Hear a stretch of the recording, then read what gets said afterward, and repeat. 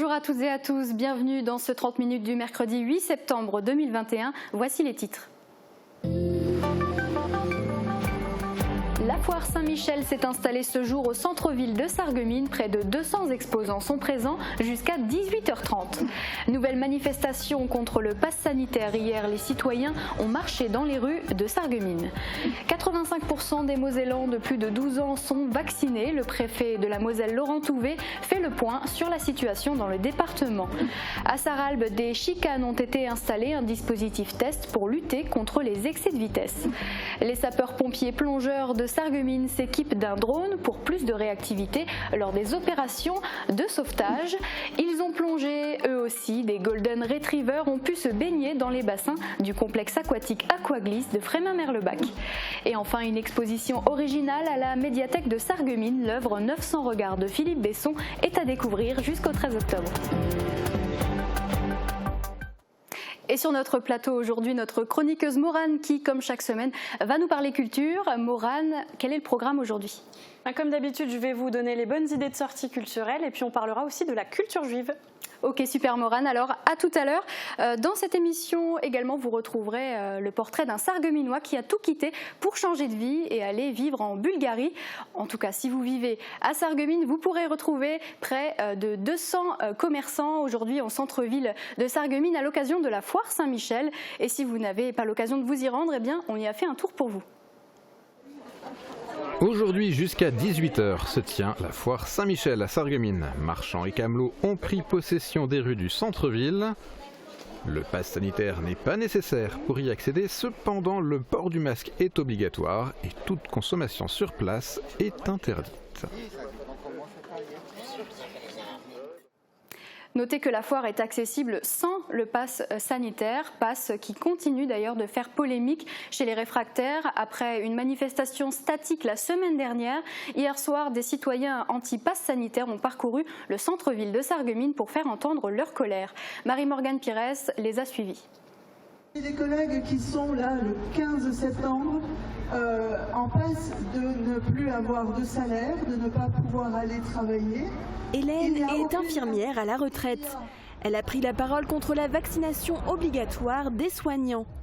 Comme les autres manifestants présents, elle n'a pas fini de se mobiliser. Les collectifs des frontaliers de la Brème d'Or, des frontaliers du Grand Est et des citoyens de la région de Sarreguemines et Bitche se sont réunis pour la seconde fois à Sarreguemines. Les 150 manifestants ont pris part à une marche dans le centre-ville. Une mobilisation qui ne devrait pas s'arrêter. Les collectifs voudraient pérenniser le rendez-vous. Alors qu'en est-il de la situation sanitaire en Moselle et de l'évolution de la vaccination ? Le préfet fait le point chaque semaine. Hier, c'était à Saint-Avold qu'il a choisi de dévoiler les chiffres. Reportage de Pauline Lermite. En Moselle, 80% des injections sont effectuées dans les centres de vaccination.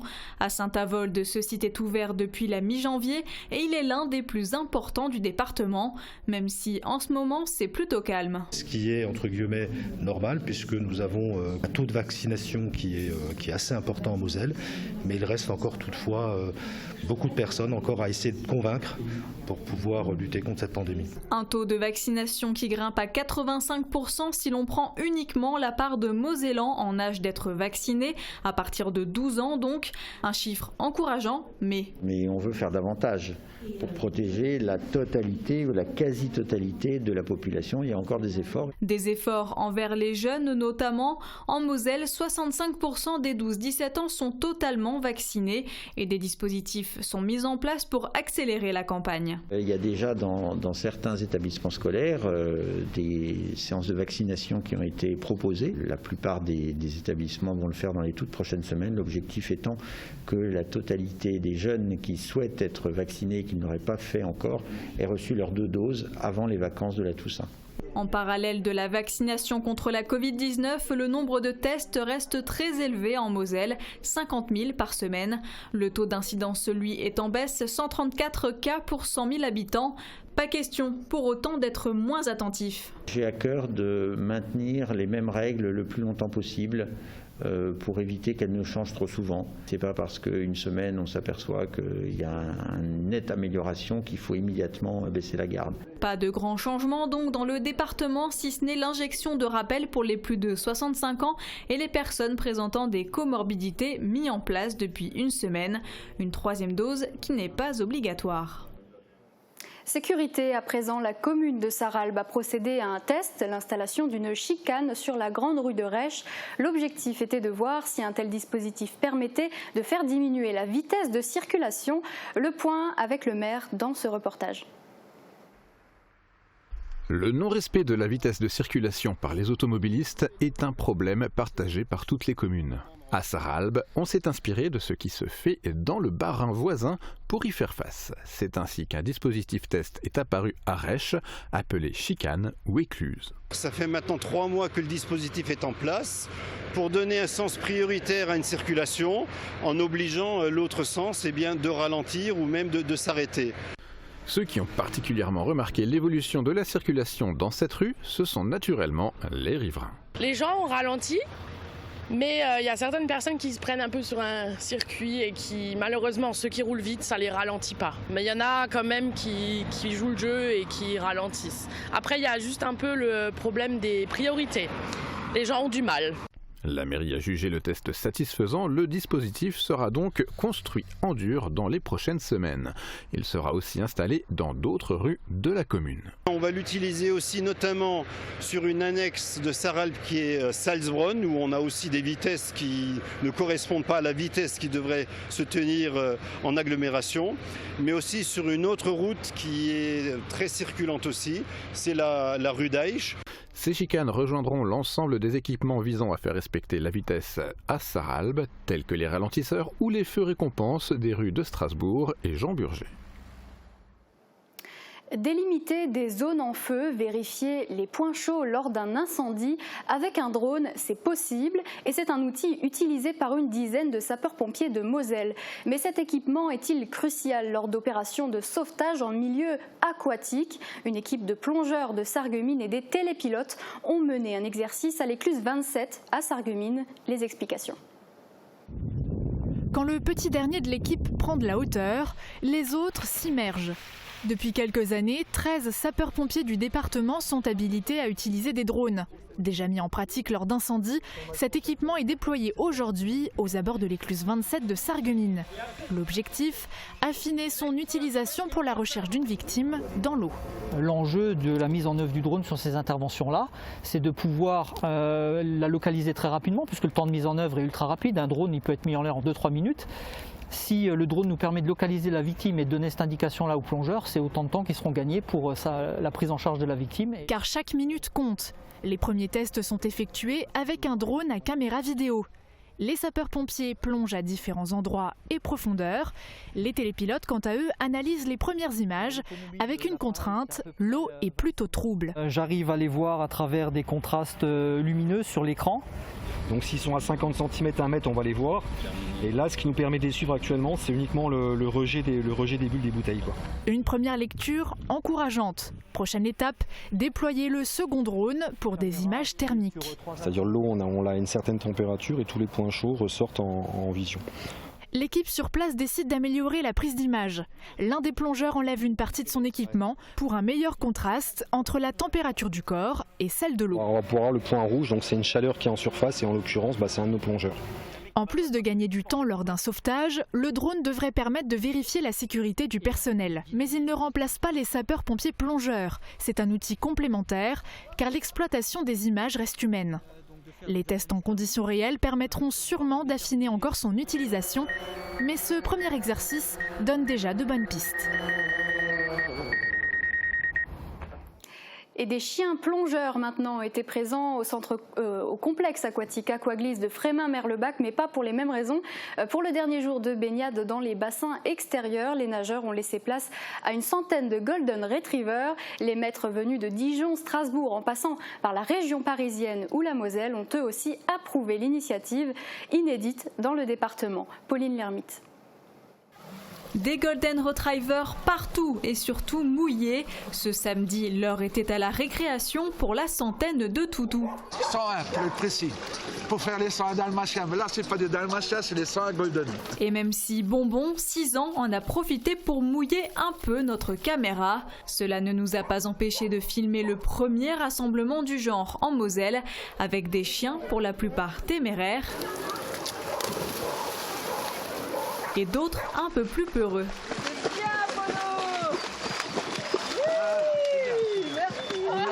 On est parti à la mer cet été, donc c'est la deuxième fois, mais c'est un golden qui apparemment n'aime pas très l'eau. Oui, il y en a, ils ne sont pas trop à l'aise, alors je les prends, je les mets doucement à l'eau, au large, parce que nager, ils le font naturellement, puis ils vont au bord, et puis en le répétant plusieurs fois, normalement ça va.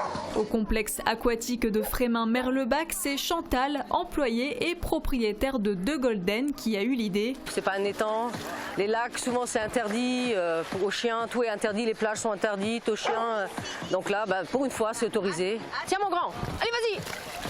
Un événement qui intervient juste avant la vidange des 3 bassins extérieurs. Après ce premier succès, la direction d'Aquaglisse envisage de renouveler l'expérience l'an prochain en invitant cette fois-ci toutes les races de chiens. Une idée de sortie maintenant, l'incontournable fête des bulbes aura lieu ce dimanche au jardin pour la paix de Beach. Une vingtaine d'exposants seront présents. Des animations et ateliers seront organisés pour les passionnés de jardinage et les novices. L'entrée est gratuite et l'événement sera soumis au contrôle du pass sanitaire. Et si vous êtes plutôt passionné d'art, sachez que 900 regards sont exposés à la médiathèque communautaire de Sarreguemines. Ce sont des Mosellans photographiés par Philippe Besson, un long travail qu'il expose pour la première fois. Marie-Morgane Pires l'a rencontré. Philippe Besson face à ses 900 regards. 900 habitants qu'il a rencontrés entre 2017 et 2019 pour les photographier. Parisien d'origine, Philippe Besson est arrivé en Moselle en 2007. Quelques années plus tard, il se lance en tant que photographe indépendant et fait du portrait sa spécialité. Lui vient alors une idée, capturer le regard des gens pour ne former qu'un seul et même œil, le sien. J'ai choisi mon œil tout simplement parce qu'il s'est nourri entre guillemets des regards des 900 personnes qui m'ont accueilli soit lors des manifestations associatives, soit chez eux pour réaliser cette série-là. Il aura fallu 2 ans à Philippe Besson pour photographier ces 900 Mosellans âgés de 18 mois à 97 ans. Ils sont exposés pour la première fois ici, à la médiathèque communautaire de Sarreguemines, tous en noir et blanc. Je voulais éviter que certaines couleurs viennent attirer le regard par rapport à d'autres. Je voulais vraiment que tout le monde puisse être sur la même égalité. C'était vraiment important pour moi, quoi. L'exposition est en place jusqu'au 13 octobre, aux horaires d'ouverture de la médiathèque. Philippe Besson souhaite poursuivre son projet et atteindre les 10 000 regards, qui formeraient ainsi tout un visage. On reste dans le domaine de la culture, c'est l'heure de la chronique de Morane.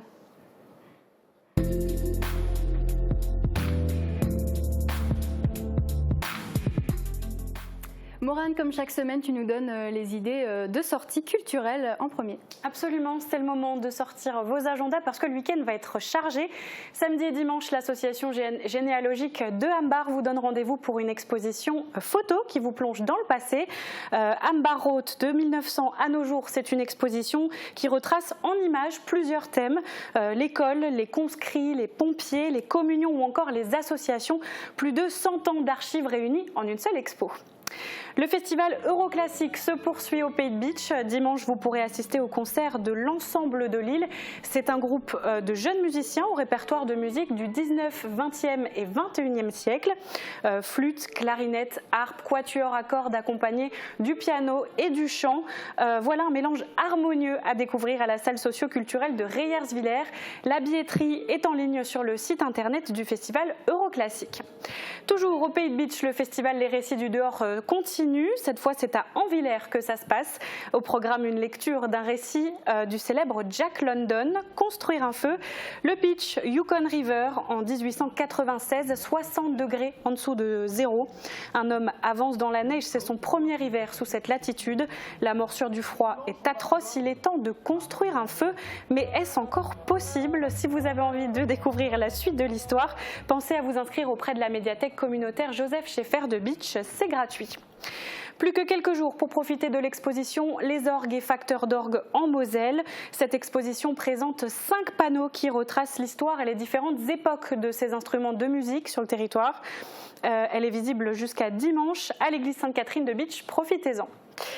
Et enfin, pour finir, n'oubliez pas, les journées du patrimoine approchent. C'est l'occasion de découvrir ou de redécouvrir notre patrimoine local à travers des expositions, des visites ou encore des ateliers. Sur tout l'arrondissement, une multitude d'animations sont au programme. Et pour découvrir tout ça, je vous invite à vous tourner auprès des offices de tourisme qui sauront vous aiguiller. Et attention, certaines visites sont soumises à la réservation, alors pensez à réserver, les places partent très vite. Merci Maurane pour ces très bonnes idées de sortie. Je crois qu'aujourd'hui, tu voulais nous parler de culture juive aussi. Absolument. Alors juste avant les journées du patrimoine se déroulent les journées européennes de la culture juive et elles sont tout aussi importantes que les journées du patrimoine que nous connaissons tous. Pourquoi c'est important? Eh bien parce que la culture juive est de moins en moins représentée, notamment sur notre secteur. Et ça s'explique par la baisse du nombre de juifs sur le territoire. Alors il n'y a pas d'études démographiques à proprement parler, hein, c'est vraiment un constat. La population juive de Sarreguemines, par exemple, elle est vieillissante. Les jeunes, ils sont partis faire leurs études et parfois la famille a suivi. Et puis il ne faut surtout pas oublier cet épisode sombre de l'histoire qu'est la Shoah et qui a obligé la communauté juive de Sarreguemines à l'époque à fuir la région dans le meilleur des cas. Mais comment ça se fait que la baisse du nombre de juifs fait que cette culture est de moins en moins représentée? Parce que par exemple à Sarreguemines, il y a toujours la synagogue ou encore le cimetière de Frauenberg. Oui, alors ça, c'est du patrimoine matériel, mais la culture juive, comme toutes les autres cultures, c'est pas que ça, c'est aussi l'histoire avec un grand H. Et en fait, quand il n'y a plus personne pour raconter l'histoire, il n'y a plus personne pour l'écouter et transmettre ses connaissances, en fait, transmettre ce savoir. Et du coup, la culture, elle tombe petit à petit dans l'oubli et dans l'ignorance. Et ça s'est déjà traduit sur notre secteur, notamment par la désacralisation de certaines synagogues, comme à Forbach, Saint-Avold ou encore Groß-Biedersdorf. Mais quelle solution, du coup, pour que cette culture ne tombe pas dans l'oubli, justement? Eh bien, il y a de nombreuses associations qui s'organisent pour perpétuer cette mémoire culturelle. C'est vraiment un devoir de mémoire, notamment l'association des Journées européennes de la culture juive.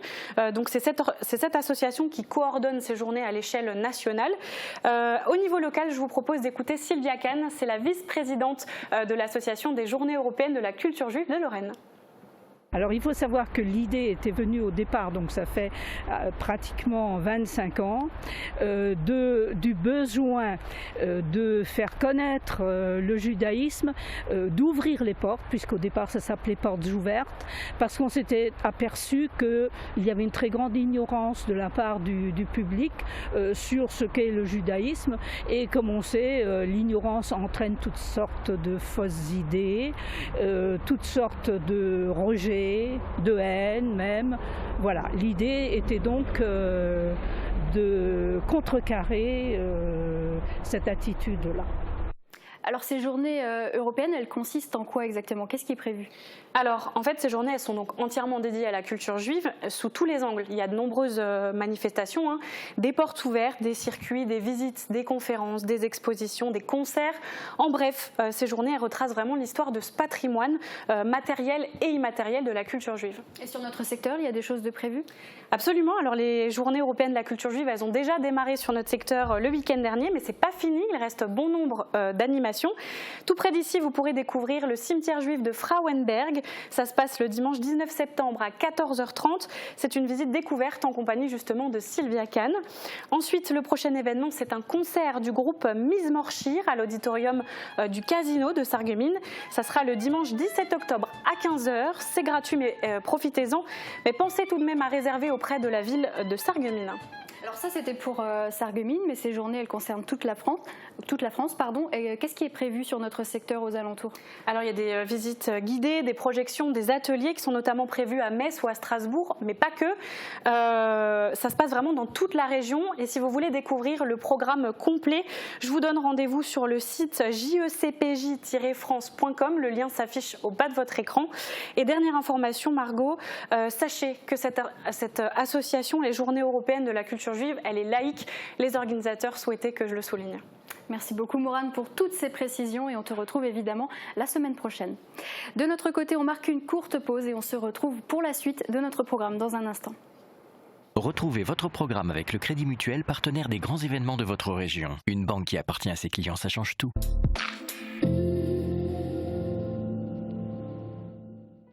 Bonjour tout le monde, je profite aujourd'hui de la foire Saint-Michel à Sarreguemines et je suis tombée sur un objet en particulier qui a attiré mon œil.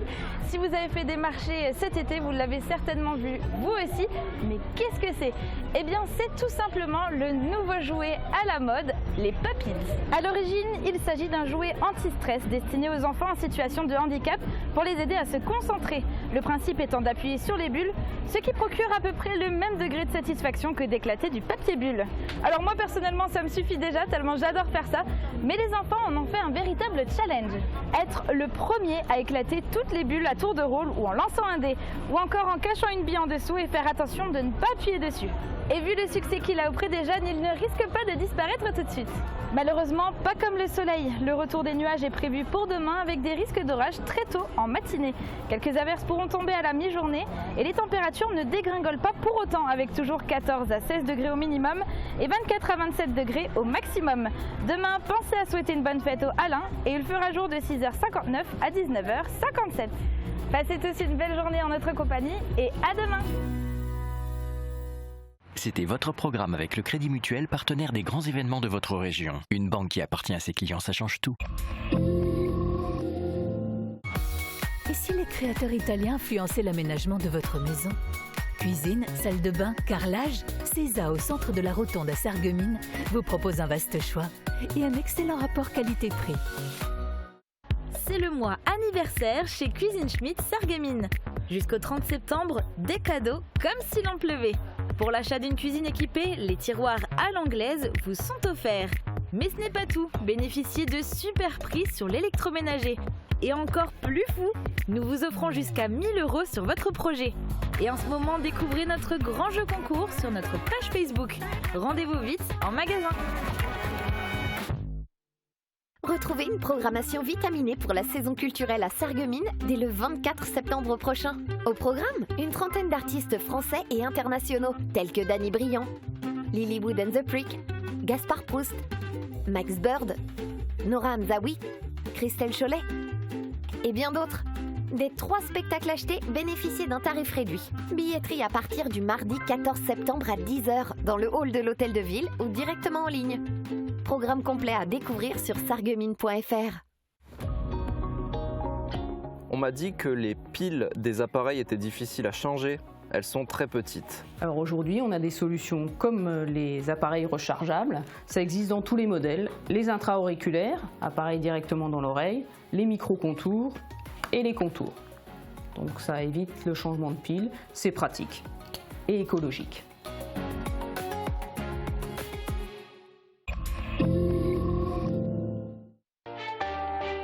Dès vendredi, retrouvez notre émission Polygone. Ce mois-ci, on parle justice. À l'amiable ou au tribunal, quelle justice de proximité sur notre territoire? Autour de la table, vous trouverez notamment le procureur de la République de Sarreguemines. Ne manquez pas cette émission pour tout connaître de vos droits. Tout quitter pour changer de vie, cette idée vous a-t-elle déjà traversé l'esprit? Depuis le début de la crise sanitaire, de plus en plus de Français y pensent, échapper à la routine, vivre l'instant présent, faire des rencontres ou réaliser ses rêves, chacun ses motivations. Marc Janssen, Sarregueminois de 67 ans, lui n'a pas attendu la crise sanitaire pour concrétiser son projet. En août 2019, il quitte la cité faïencière pour s'installer en Bulgarie. Voici son récit récolté par David Orès. Marc Janssen, sarregueminois de 67 ans, est retraité de la fonction publique hospitalière. Il aime voyager, surtout à bord de son vélo électrique. En juin 2019, ses expéditions l'amènent en Bulgarie, où il découvre les Rhodopes, le plus grand massif montagneux du pays. C'est le coup de cœur, il décide de tout quitter pour s'y installer. J'ai fait un voyage en bicyclette électrique de Léon dans les Landes jusqu'à Saint-Jacques-de-Compostelle en 2017. Et là, j'ai rencontré un couple de Roumains qui habitent à Bucarest et ils m'ont invité à venir les visiter chez eux. Et je voulais aller à l'estuaire du Danube en Roumanie et ils m'ont conseillé d'aller plutôt du côté bulgare. Et là, j'ai trouvé un village qui s'appelle Nova Tcherna et j'ai trouvé une maison d'hôte où je suis resté 1 mois. Le propriétaire m'avait dit à l'époque, il faut absolument que tu ailles visiter les Rhodopes. C'est une chaîne de montagnes unique au monde, dans le sud de la Bulgarie, qui font frontière avec la Macédoine grecque. Et j'y ai passé 2 semaines, et c'est là que j'ai décidé de tout plaquer et d'aller vivre là-bas. Je vis dans un petit village qui s'appelle Mogilitsa. Les gens m'ont regardé un peu comme un extraterrestre, il y a un Français qui vient ici, ils n'ont jamais vu. Ils ont pensé que ouais, c'est un touriste de passage comme tous les autres, et puis au bout d'1 semaine il n'est pas parti, au bout de 2 semaines il n'est pas parti, au bout d'1 mois il n'est pas parti. Et donc le propriétaire de la maison d'hôte, qui est un monsieur de 77 ans, m'a présenté un petit peu. Son gendre, Félia, c'est mon 2e frère. C'est un gars extraordinaire, il sait tout faire, quoi. Et donc un jour il me dit, écoute, je vais faire ça en forêt, on est en train de construire une route pour des 4x4. Parce qu'on va construire une plateforme au-dessus du vide, en verre et en acier, quoi. Et donc on va couper du bois, j'ai dit, écoute, je viens avec. Donc tronçonneuse, tac, tac, tac. Donc on a commencé en novembre et on a fini, il était fin juin, quoi. Tous les jours, 7 jours sur 7.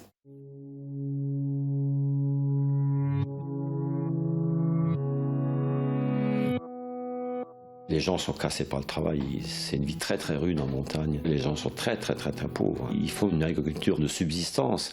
Donc tout ce qu'ils consomment, ils le produisent eux-mêmes, à la force du poignet.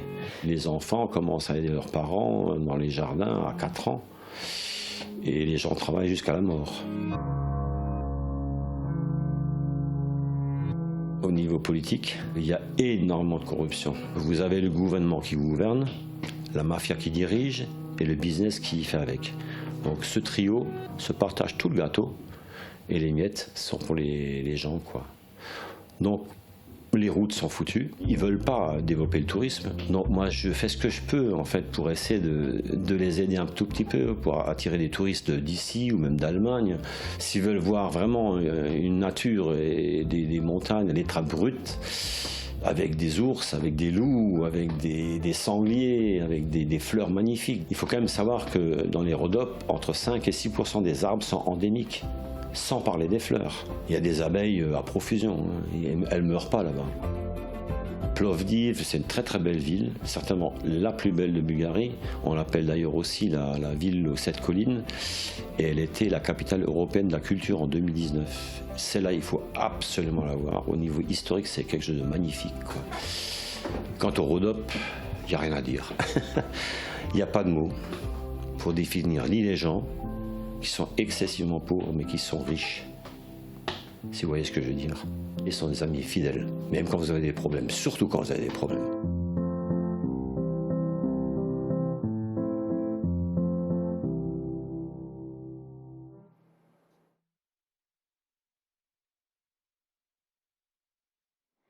Pour notre prochaine rencontre, rendez-vous dans le village de Bannes-sur-Meurthe, où Hervé Fichter, ingénieur agronome, a racheté le moulin de Clefsy en 2011 et continue de fabriquer une farine artisanale en circuit court. Ainsi, 100% des blés proviennent du parc régional de Lorraine. Il soutient également la filière des artisans boulangers avec des assemblages sur mesure et des sacs à pain personnalisés. Un meunier PDG qui développe aussi une démarche environnementale en compensant son bilan carbone. Regardez. À Ban-sur-Meurthe, près de Saint-Dié, la rivière du village offre sa force énergétique au moulin de Clefcy depuis 200 ans. Et c'est ici qu'un savoir-faire également se perpétue. Hervé Fichter, ingénieur agronome, a quitté une société de l'agroalimentaire pour racheter le moulin en 2011, se former notamment auprès du précédent propriétaire et continuer à fabriquer en circuit court une farine artisanale. Le moulin est situé au cœur du parc des Ballons des Vosges et 100% des blés proviennent du parc régional de Lorraine, de quoi assurer un revenu juste aux agriculteurs. On a noué un partenariat avec les agriculteurs de la coopérative de Dieuze-Morange depuis plusieurs années. Et donc ils nous sélectionnent les blés issus 100% du parc. Et on a une traçabilité complète sur les différentes variétés de blé qu'on utilise, qui changent chaque année, et chaque année on communique sur l'origine des blés et également les différents producteurs. Le moulin traditionnel, en hauteur, abrite les 12 étapes désormais mécanisées de la fabrication de la farine. Le blutage est programmé, les blés sont lavés, triés et broyés, suivant une mouture lente sur cylindre. On ne cherche pas à obtenir des forts débits, mais au contraire à extraire la farine doucement, sans échauffement, avec des températures au niveau de l'écrasement qui restent très faibles. On ne dépasse pas les 15 degrés et c'est important pour maintenir les qualités nutritionnelles. 70 clients, surtout des boulangers de la région, obtiennent du moulin de Clefcy des assemblages de farine sur mesure. Et pour mieux soutenir la filière, le moulin leur propose des sacs personnalisés.